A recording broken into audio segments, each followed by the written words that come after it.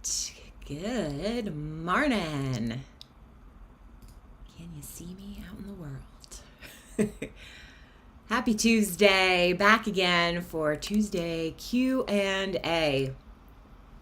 Got a great question today. Great topic, I think, again, because it's something that is relevant to many, many people across many different types of businesses, and that is we're going to talk a little bit about client communication, particularly around events. But I have got my question pulled up here because it's a good one and I want to do the full context instead of kind of just shortening it up and saying, here's the general idea of the question. So let's get into it. Anybody who's new here, welcome. Thanks for tuning in. I'm Alison Ellis of Floral Artistry and RealFlowerBusiness.com. I have a home studio business here in Vermont, and I teach floral designers how to run the business side of your floral design business with more confidence, more clarity, and overall less confusion for your customer. So that's why this question really rings as important to me. This is the kind of stuff that I focus on in my own business. So here's the question. I'm going to get right to it. I started a flower farm 6 years ago. First of all, congratulations. 6 years is a really pivotal kind of moment in your business. You have made it over sort of a hump.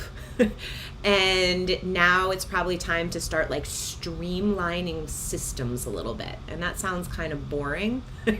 But to me, I think that's the exciting part. We have some trial and error that we've done.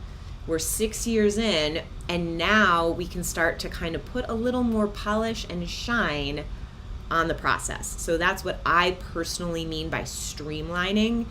It's not, we're going to just automate everything. It's how do we make this easier for the client because we're leading them. All right, so she started a flower farm 6 years ago, and it has developed into a nice little wedding business.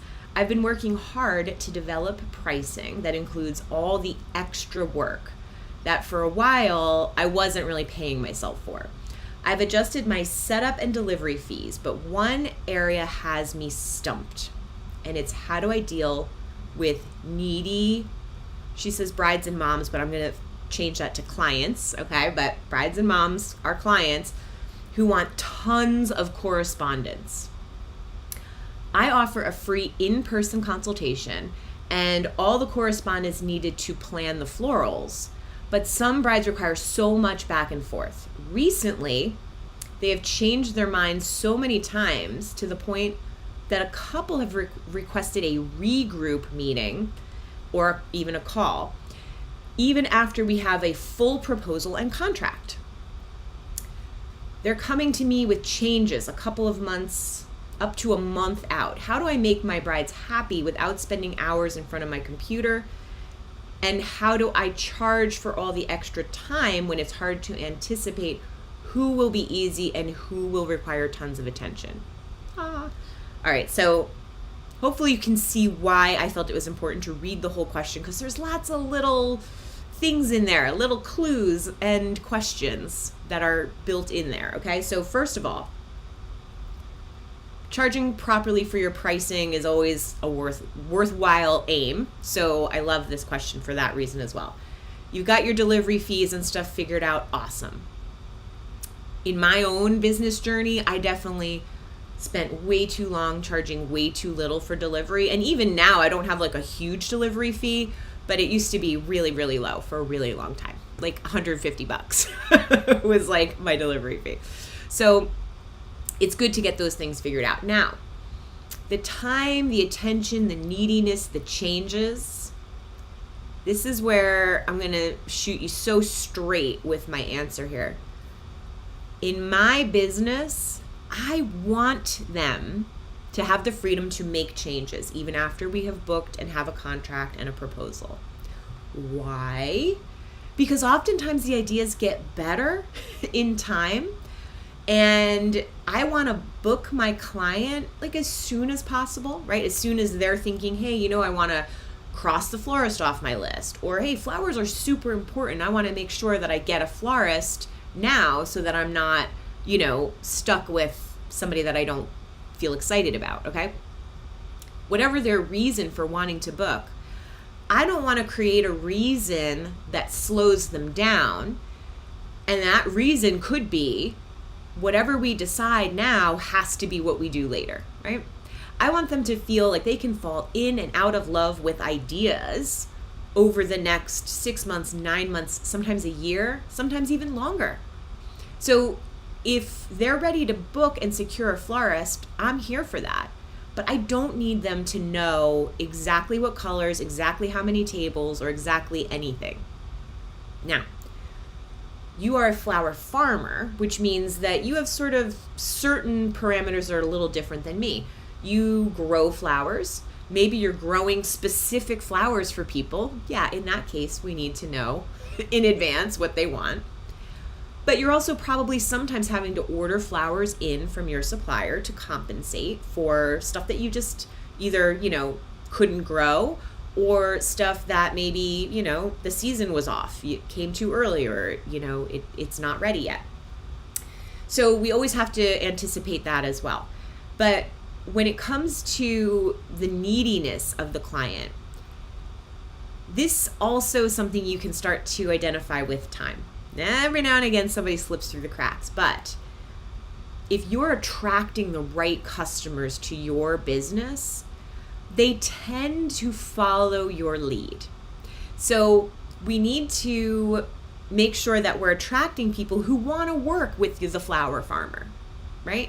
You don't want somebody who's like, what I really want is all white callas and roses, because that's not a good fit for the type of business that you run, right? So right there, right from the top, you can start to get rid of the customers that are going to be more needy, needing more attention, by simply stating like what it is you do and the type of client that works best with you, okay?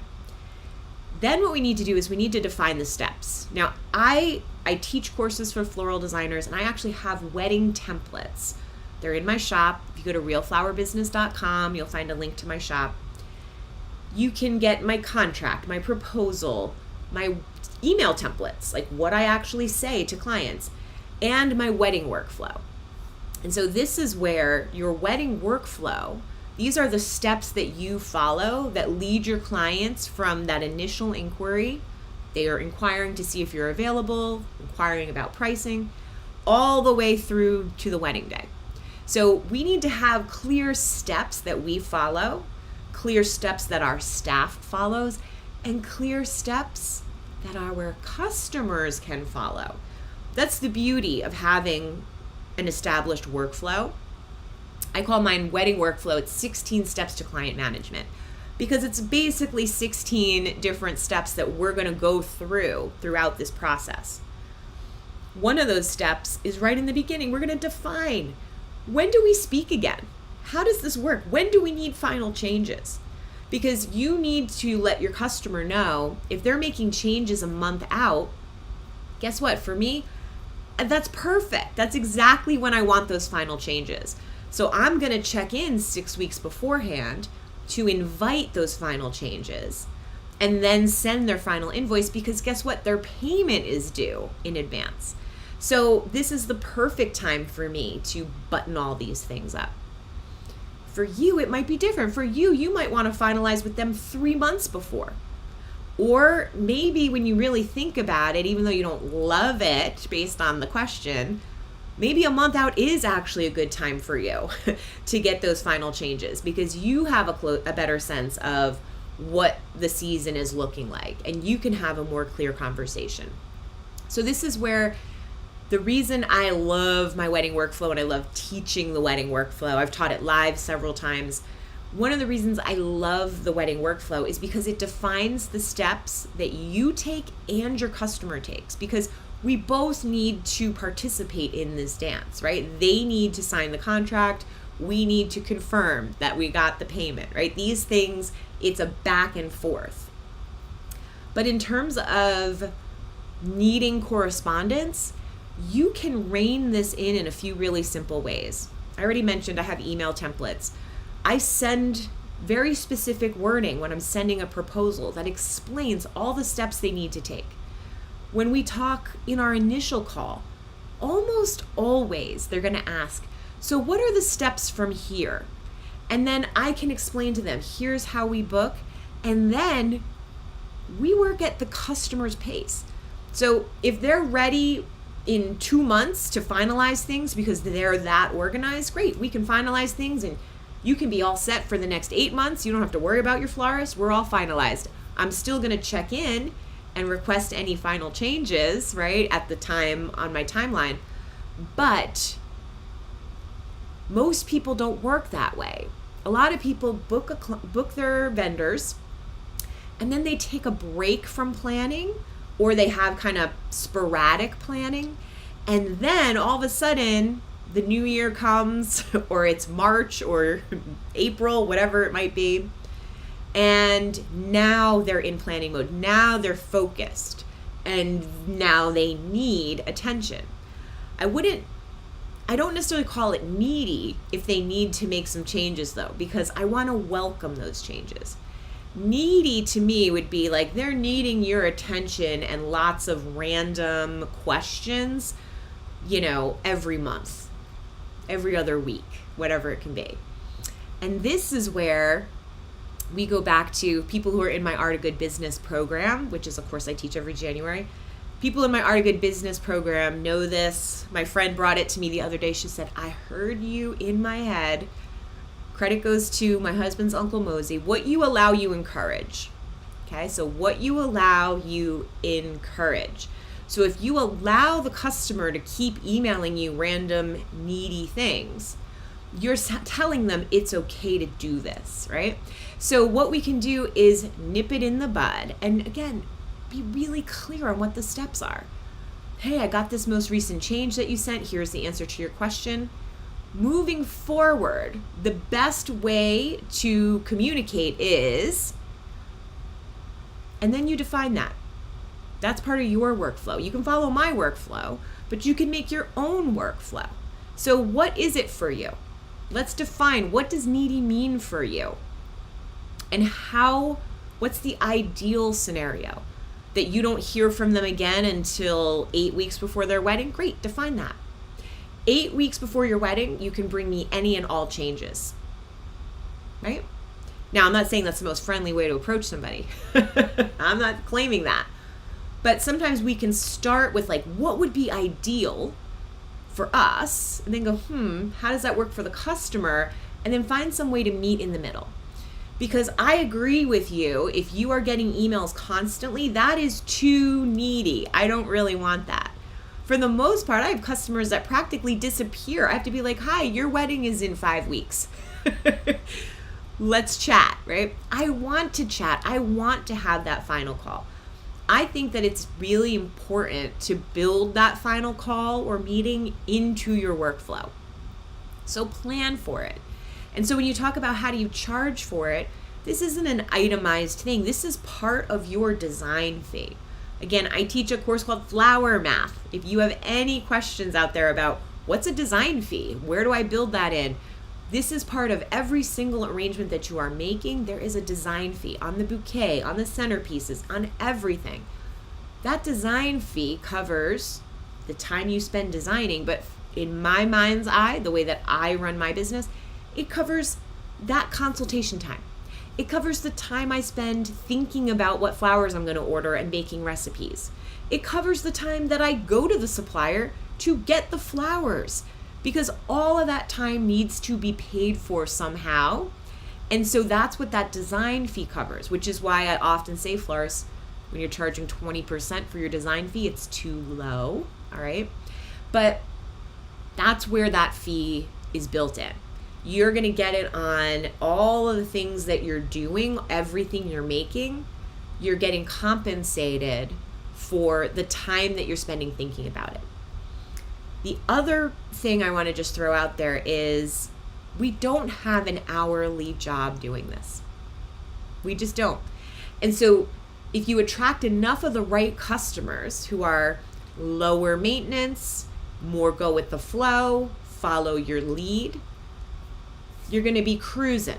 And then you're going to have, because life is unpredictable and nothing is perfect, you're going to have some people sometimes who rock the boat a little bit. Some people are just nervous. Some people, this is the most money they have ever spent on anything in their entire life. And they need some reassurances, okay? So whatever the case may be, in an ideal world, when you're building this business, you're 6 years in, again, like amazing. Moving forward, by the time you're at year 10, we want to have these systems really, really smoothed out so that you are mostly attracting the clients who follow your lead. They have signed up to follow your lead. You've explained how this works so clearly to them that they're like, perfect, thank you, great to know. And then you might have a few people, the squeaky wheels, who might sneak through, but overall it's going to balance out, okay? And I tell you this from experience. This isn't just some weird theory like, oh, most of the time. It does. It evens out. When you start attracting the right clients consistently, we do this through lots of different ways. I could get into a whole, this is what I teach in January, my branding program. But when we really start bringing the right clients to us, when they sign up for what we have put out there, they're raising their hand and saying, your flower farm, your flowers, the way you do things, that's who I want to work with. It's easier to get them to come along. I'll even use a wedding that I just did recently where great color palette, great clients, but like a slightly nervous mom. One of the moms was slightly nervous. And so the client was feeling like she just wanted to make sure that mom didn't feel nervous. And instead of going, well, no, I'm not going to talk to her also, or we already met. What are you, crazy? I already met her. We've already talked about the flowers that you like. I'm good here. I'm all set. I know exactly what to do, which is all true. Instead of doing that, I said, yes, of course. No problem. And that's because with experience, 25 years of doing this, what I have learned, 25 years of weddings, right? Because I've done flowers for longer than just weddings, but 25 years of weddings, there's been a lot of things that have come and gone, right? And come back again. But the one thing that is always true is if we have somebody who's feeling uneasy, we want to make sure they feel easy, okay? We want to make sure they feel reassured. So instead of saying that's not necessary or yes, and here's the fee for that meeting because you're a little too needy right now, just said, yeah, no problem. Feel free. Loop her in. I'm happy to chat anytime. And then guess what? She didn't need to talk to me. Turns out, you know what? She doesn't feel like she needs to talk to you. Right. Because there isn't really any actual concern. So once I invite it, yeah, sure, happy to talk. It's like, oh, you know what? It's all fine. And guess what? On the wedding day, everything is beautiful. Oh my gosh, my garden club friends are going to love this. Right? Because it's not about us and it's not about the flowers. It's about something else. But we are supposed to be the professional. We want to be accessible, but we also need to have our boundaries. So my boundaries don't have to be your boundaries. Maybe you do your initial call and that's it. And you don't do a final meeting. But if you would like to increase your sales, I highly, highly encourage inviting that final meeting, because this is where you can ask certain questions. Are we sure we have the right number of centerpieces? Oh, you know what? Maybe we need something for the buffet table now that you mentioned that. Do you need anything for the ceremony? We don't have anything for the ceremony. Oh, you know what? I didn't think we could afford that when I booked you, but you know what? I really do want something on the arbor. So this is where we get those final details, final changes, final additions, and hopefully we increase the sale a little bit. And at the very least, even if not a thing changes, not a thing gets added onto your order, you have given your customer attention that lets them know they're important, that makes them feel like you care about the flowers and what you're doing for them. And they'll be ready. This is what we want to do every single time. We want our customers to be ready to be happy with what we bring them. And the more times they kind of get a no or a pushback, it makes it harder for them to be ready to be excited. But when they are getting green flags from us all along the way, even if we have to put in a red flag sometimes and go, hey, wait, sorry, that we can't do that. It's too late to make that change, or whatever the case may be. We are met with trust, and that is the most important thing. So that meeting is for trust, for finalizing, for upselling, and just for getting that final closure that you know what you're doing. Because this is what it comes down to. We have to deliver what we promise. I'm a broken record on that because I mentioned my course I teach in January called The Art of Good Business. It's on branding. But guess what your brand really is? It's what you deliver to your customers. It's what they say about you when you're not in the room. Okay? So that's why we have to be able to earn the trust, build the trust, and then actually deliver what we promise. So that last call, guess who it's for? It's for me too. It's for me to make sure that everything that I have written on this quote, that we have just talked about it, and this customer is going, yep. Oh, there's 12 tables now, not 10. That's what it's for. So that then when I order the flowers, when I'm making the arrangement, I know that I gave the right amount of time and attention to this order, because there are no do-overs. All right. So I hope that helps to clarify. I get that sometimes people are needy. I would be absolutely the biggest liar if I said, I don't really know what you're talking about, right? It happens sometimes, but it's rare. And so we don't necessarily want to change like our whole systems and how we do things for the rare bird that slips through the cracks, right? We want to make sure that we are building a foundation that makes it really easy for people to get to a yes, makes it really easy for them to add on to their order if they want to. And again, my wedding templates, which you'll find in my course shop, you can go to realflowerbusiness.com and you'll find a link to my shop. These are the tools that help you communicate without confusion. So when I'm sending out an email, there is no confusion. And it's through honing this process, right? Like I really have done this many, many years where we need to give them this much information at the time of sending the quote. We need to say this specific thing when we're following up to make sure we get the deposit. We want to say this specific thing when they're asking us to make changes to the contract, right? So these are the things that we can learn on our own. You can grab them from my templates and you can then tweak them to make it your own process. But the customer needs to come first if you're going to have a long-term business where you're like thriving doing weddings, because we can't just have our customers be a number like, okay, you're number 6 this weekend or whatever it is. We really want them to feel special. So even if you have 6 weddings, we want each one to feel like they're the number one. Okay? And that does require a little bit of back and forth and a little bit of hand holding sometimes. All right, so I hope that is something that you can take and run with. And as a flower farmer, the way that you talk to and about your customers in order to attract more of the right customers, that's what I want to encourage you to really think about moving forward. So here's this is just kind of coming to me right now as I'm speaking out loud, but here's a little challenge you can do for yourself. If you can identify who are the clients that you're calling needy, the clients that are asking for too much time from you, identify who they are. What characteristics do they have?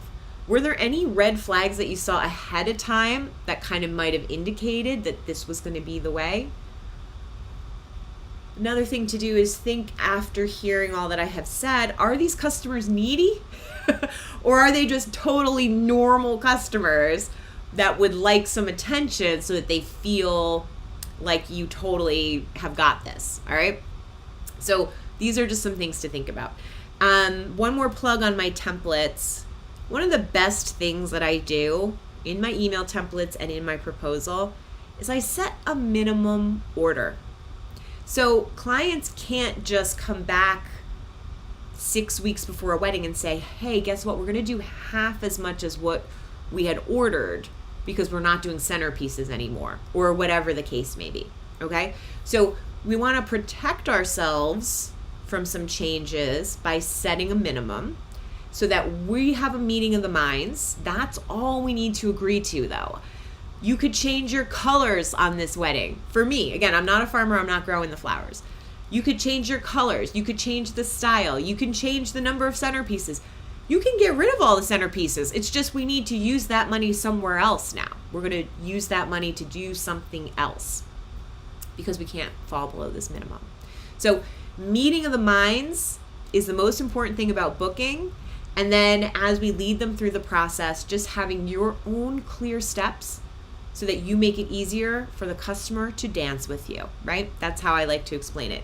We define the steps, but then we have to teach our customers the steps so they can dance with us. They have never done this before, and this is a brand new experience for them. So let's try to make it easier. All right, I think I'm going to end it there today. I had a couple of other questions that came through this morning. They're very, very specific to that particular person, so I don't know that it's worth fully diving into it now, but essentially, I guess now that I've mentioned it, it's kind of weird not to. So these questions came through this morning, though, about needing to make a change to the contract because of delivery. Something got added and they need to bring in more people, they need to spend more time. And so this florist needs to charge for a meal now, and the client was questioning that. So here's my super short answer. We don't have to be so specific. If you have watched my last couple of labor fee videos, because this is a huge topic, how are we charging for the labor, right? Today is also on that. It's just how are we charging for the time, the neediness time, right? We don't need to say you're going to buy 3 meals at X dollars or whatever it's going to be. Build it into your per person price. If we're feeding somebody, this is how much it is. Just build it in. This is what it is for delivery. We don't need to create problems for them to be questioning. Well, what's this fee? What's that fee? Especially the closer we get to the wedding when they're really needing to look at these invoices, because guess what? Everything's adding up. Everything's adding up. So let's not give them things to question or wonder, am I being taken advantage of? What do you mean a meal, right? We all need to eat, right? Everybody should be, I'm terrible at this personally. I'm terrible at planning meals, but bring your lunch, right? Or you go out to eat after, whatever your plan is. We all need to eat at some point during the day. But yeah, that's part of your budget. If you're spending money to buy people lunch, absolutely part of your budget. But we don't necessarily need to, get the customers' cockles up or whatever they say, where they go, oh, wait, what's this? All right, that we don't necessarily need to do. So just, again, keep in mind, we want to get paid for our time. We need to get paid for the labor. Our people need to eat. But we don't have to overly itemize what's happening on our invoice, okay? If you have questions for me, please let me know. You can reach out anytime. My Patreon community gets priority. If you have hot questions, that'll be the first questions that get answered.